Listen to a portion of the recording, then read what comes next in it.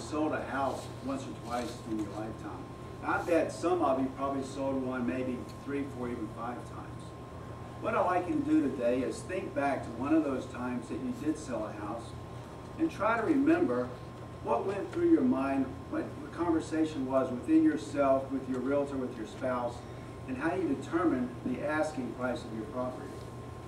Because some of the conversations kind of go like this. We want to build in bargaining room, so we'll have to ask more. I need to get this much money out of my house so I can buy another property. Or maybe we've got a lot of money invested in this property. I've got to get it back out. Or better yet, hey, the neighbors down the street, they gave their house away. I'm not going to do that. But what were the results like? Think about it. I didn't get any showings. Maybe I did get some showings, but I got stupid lowball offers on the property. Or our realtor says he's advertising the property, but he's not getting any results. Think about it. Good morning, fellow Toastmasters. My name is Larry Autrey. I'm a realtor here in Coral Springs with RE/MAX Partners. I've been helping buyers and sellers sell residential real estate for over 23 years. Today, what I'd like to talk about is how to price your property right to get it sold in any market and what the steps are in getting that done. In order to do that, we need to take a look at what the state of our industry is today and see what type of market we're in. Unless you've been living under a rock for the last 6 to 9 months, you know that residential, real estate, and the financial industry is in turmoil. You've got a ton of property on the market. You've got a lot of foreclosures. You've got a lot of short sales on the market. If you're not familiar with what the term short sale is, that's when you own more on the property than the property's worth. We're going to the mortgage company and trying to convince them to sell the property for less short of what they owe on the property. Short sale doesn't mean it's a quick closing. It means the mortgage company is taking less for the property. So, what do we do to get these properties sold? There's 3 factors that affect the sale of a property. It's price, location, and condition. I like to add a 4th. I think your realtor is very, very important, but that's for a completely different discussion. We don't have time to talk about that today. Why don't we move over to location first? Several years ago, I helped a young couple buy a house in Coconut Creek. In fact, I bet everyone in this room has driven by their house. Their house backs up to the Sawgrass Expressway, right at the toll booth, where the toll booth and the turnpike are located. After we finished looking at this house, the husband and I, we went out on the back porch, kind of sat there. I said, "What do you think?" "Great, I don't have any neighbors in my backyard." I said, "Okay, let's write it up." So they went and bought the house.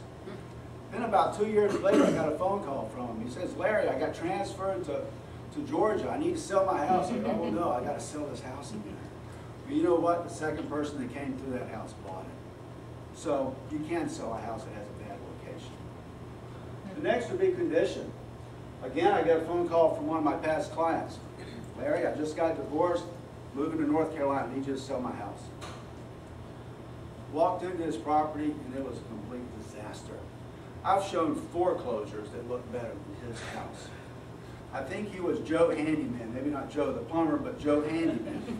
He had all these projects halfway done in his house. There was carpet missing in a couple of bedrooms. The bathroom was all messed up. But the worst part was the kitchen. Before his wife had left, she got the idea, well, I'm going to take off the kitchen cabinet doors and we're going to repaint them all different colors, kind of jazz it up. Well, guess what? The ex-wife is gone. The cabinet doors are gone too. So all we're looking at are dishes, cups, cans of food, and cereal. It was disastrous. But do you know what? That property sold too. An investor came along and bought it. He's got it fixed up, and it's moving just fine. The most important thing, though, is price. You can't beat that. Price equals market positioning. You've got to create excitement in the market. You've got to create value in the market. If there's no value, the buyers aren't going to get excited. If there's no value, the realtors are not going to get excited, pick up the phone, call their potential buyers, and tell them, "Hey, I got a great new property on the market. You've got to get up here and take a look at this." So, pricing it right is the most important thing. Sometimes I hear, "Hey, they can always make me an offer." Well, there's a problem with this. When you put your asking price too high, what happens are all the qualified good buyers, they never take a look at your house. They think it's overpriced, or they just don't think they can afford it. The other thing that happens, yeah, we'll get some showings, but you know what type of showings you're going to get? You're going to get the people that are comparison shopping. They're comparing your home to the person's house down the street. And guess what? Congratulations, you just sold his house. That's what happens when you overprice a property. And if you are fortunate enough and you do get a contract, 9 times out of 10, the buyer's got to go and get financing. Guess what the mortgage company is going to bring out? An appraiser. The property's probably not going to appraise. The deal's going to fall apart. We're back to square one again. The other comment I like is, hey, we can always come down. See, we start up higher, price reduction, price reduction, price reduction. It stays on the market for a long time. Finally, you get a buyer, a qualified buyer that sees your property. He asks, what's he going to ask his realtor? How long has it been on the market? Why hasn't the property sold? What's wrong with the property? Why I'm not seeing what other buyers have passed over. So consequently, this property is going to be sold for under market value because it's been on the market too long. And here's a real live example of that. Here's somebody that actually closed the property back in 2005. That was when the values were pretty high. They overpriced it.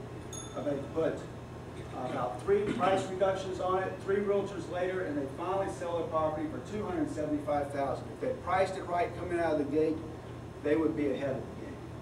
The first 2 to 3 weeks are the most important part of a listing. That's when you get excitement in the marketplace. That's when you have to price it right. You'll get more money for the property in that length of time. So number one, you've got to price it right. You'll get more potential buyers coming to the property. Price it right. Your realtor is going to get more hits on his advertising. Price it right. You're going to get a higher price in a shorter amount of time. So in conclusion, price it right, and I'll see you at the closing table.